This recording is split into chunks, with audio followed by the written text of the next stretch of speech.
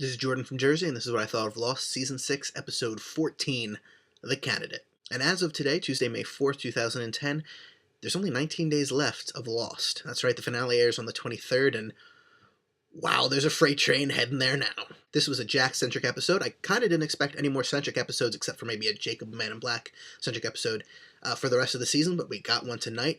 And if Jack was the last recruit as of 2 weeks ago, does that mean he's the candidate now? On the submarine right before the bomb blew up, Sayid specifically said to Jack, "You're the one," or "It's you." I forget exactly what the quote was, but either way, he definitely seemed to indicate that Jack was the candidate. Oh, and before I get any more review, don't forget last week when there was no episode, I posted another video about lost time travel and parallel realities to help explain how things work in this universe. So if you missed it, go back, check it out right now. And hey, if you'd subscribed, you would have gotten it right when it came out last week. So subscribe now, you won't miss any more videos. So Jack may be the candidate, but he wasn't the only one given something to do this week.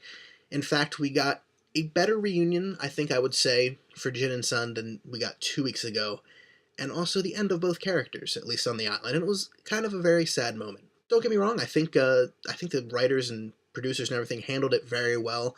It certainly was gut-wrenching when they died. It was just sad to see them go. I mean, you think about it, they didn't really mention it except at the beginning of the episode, but they do have a daughter who Jin never did and apparently never will meet, who's now orphaned and living with her grandmother. It's not exactly the greatest fate for her. In fact, I was kind of expecting Sun to bring up, hey, our daughter needs at least one parent when she was asking Jin to leave, but, you know, it was true to their characters. They never wanted to be apart again. They never wanted to be apart in the first place. And so for that, it was a fitting ending, and farewell Sun and Jin, as well as Sayid, who made a sacrifice to save the rest of the candidates this week. And I think I'd say he redeemed himself for some of his misdeeds earlier this season. So the Man in Black finally tipped his hat tonight as really wanting everyone dead. It's been debated whether he really is good or evil, light or dark, and I think even now you could still make arguments to either side. Maybe it's just necessary for the universe to go on that everyone die. It just might not seem like the nicest thing, but he definitely did try to kill everyone, or at least he tried to have them kill themselves. I don't know how Jack exactly jumped to the conclusion of he can't kill us, we can only kill ourselves.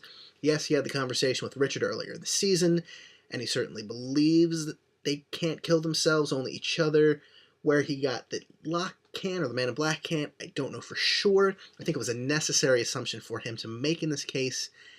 However, it might have been a bit of a jump in logic. But in addition to the bomb usage, we also got some smoke monster action tonight, so that's always awesome. It's great when he shows up in smoke form, and it looks like most of the Widmore people are down for the count. No word on Zoe, no word on Charles Widmore. They're presumably still alive.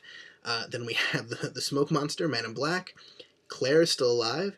Jack, Kate, Hurley are still alive. Kate is shot. Sawyer's alive. He's also unconscious. There are not a lot of people left alive on this island. Richard, Ben, and Miles are alive too, but we haven't seen them in about an episode and a half now. So what they're up to, except probably getting shot at by time-traveling Juliet, not entirely sure. So let's break it down. We've got an episode on Tuesday coming up. We've got another episode the Tuesday after that. And then the Sunday after that is the 5-hour finale event.